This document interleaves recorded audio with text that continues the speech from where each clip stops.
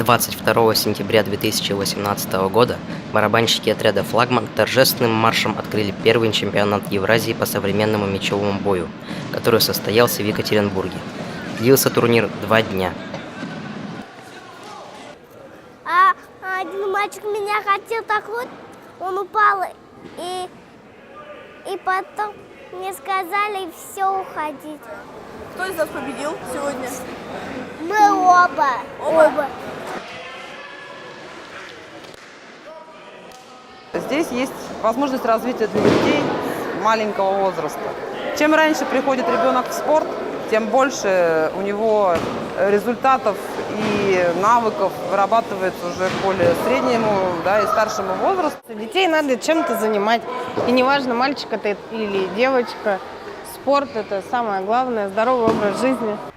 Я начала заниматься фехтованием в детстве, поскольку читала книги Владислава Петровича Крапивина и очень увлекалась этим в свое время.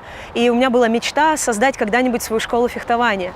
И потом в 2007 году узнала о том, что существует такое направление, как спортивный меч. Это имитационное фехтование со щитами и мечами в мягкой, безопасной, легкой экипировке. С 2011 года в Москве я создала Федерацию современного мечевого боя, которая за основу берет как раз рыцарские сражения в доспехах, только переносит их в такую современную атмосферу, в современную экипировку одеваются бойцы. И дети могут сражаться с 4 лет, и взрослые в любом возрасте, а также и женщины, и инвалиды могут этим заниматься. То есть люди с совершенно любым уровнем подготовки и физическим уровнем. И в этом году, в 19-м, точнее в новом сезоне, будет проходить первый чемпионат мира по современному мечевому бою с участием 25 стран. И очень радует также развитие такой дисциплины современного мечевого боя, как командные бои 5 на 5.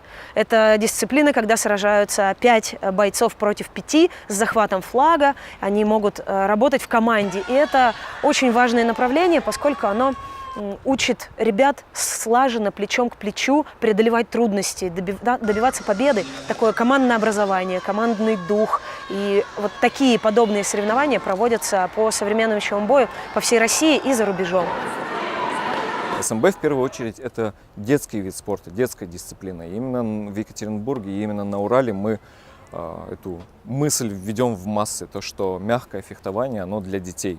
И все эти соревнования проводятся не для какой-то галочки, а для того, чтобы дети, участвуя здесь, в Екатеринбурге, в соревнованиях, ездили куда-то в другие регионы, понимали, что вокруг в мире много детей, с которыми можно соревноваться, сражаться, иметь какие-то там общие интересы, дружбу вводить и так далее.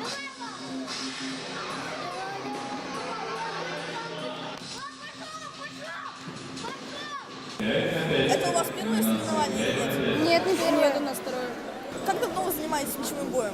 6 лет. С 5, да. С 5.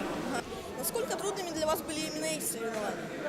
Команды были составы лучше, и мы тоже занимались 6 лет, но техника боя была разная. Даша, тебе 4 года, и ты девочка. Как же ты могла попасть в соревнования 6-7-летних мальчишек? Потому что у меня было первое соревнование, потом второе и последнее соревнование. И я с большими мальчиками тут бьюсь. А можно я поясню? Не хватило одного бойца, заявили одного бойца на соревнования, а его в итоге не было. И команда осталась втроем. И чтобы их поддержать, Даша согласилась посражаться. И они выиграли. И очень сильное движение на Урале здесь. Сергей Александрович Шарагулов и Евгений Шилин очень бурно развивают современный мечевой бой на Урале, в Екатеринбурге. Здесь очень сильная школа, много бойцов. И сегодняшний турнир – показатель того, какой высокий уровень развития СМБ сейчас существует на Урале.